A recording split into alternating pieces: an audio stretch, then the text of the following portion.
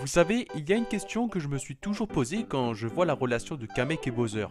Il est toujours aux côtés de Bowser à le conseiller, à l'admirer et surtout prendre soin de ce dernier. Eh ben, figurez-vous que j'ai trouvé une théorie qui pourrait justifier tout ça.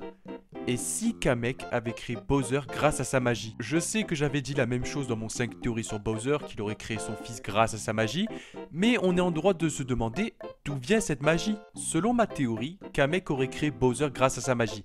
Kamek est un Magikoopa et d'ailleurs c'est le seul si on prend en compte l'histoire de Yoshi Island en être un.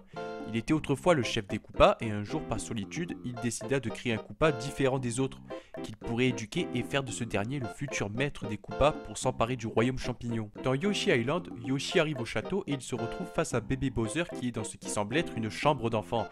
Si bébé Bowser est là, alors où sont ses parents? Eh ben ses parents n'existent tout simplement pas, car le seul que l'on voit est Kamek, qui est d'ailleurs furieux que Yoshi ait osé malmener son petit protégé. Et en plus de ça, les parents de bébé Bowser n'ont jamais été mentionnés par Kamek. Donc Kamek est la personne qui a créé le futur ennemi du plombier moustachu, qui lui a donné des pouvoirs lors de sa création, ce qui justifierait comment Bowser a pu enfermer Peach et les Toad dans les murs du château dans Super Mario 64. Comment il a pu changer de taille dans Super Mario Sunshine? Comment il a pu construire une galaxie dans Super Mario Galaxy? Ça expliquerait pourquoi seul lui et Kamek possèdent des pouvoirs magiques. Et surtout, ça expliquerait pourquoi Bowser ne ressemble pas aux autres Koopas. En le créant, Kamek l'a fait différent des autres car quand il sera adulte, ses ennemis le reconnaîtront comme étant le roi des Koopas.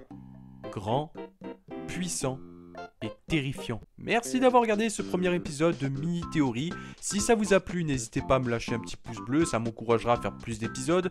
Et aussi, si vraiment vous n'êtes pas d'accord avec cette théorie, n'hésitez pas à me le dire dans les commentaires en restant poli.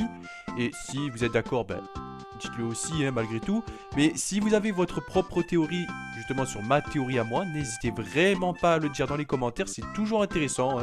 Moi je dis c'est toujours plus intéressant de savoir l'avis des autres, la théorie des autres, de savoir si vraiment pour vous Kamek est à l'origine de la création de Bowser, si Bowser est à l'origine de Bowser Junior.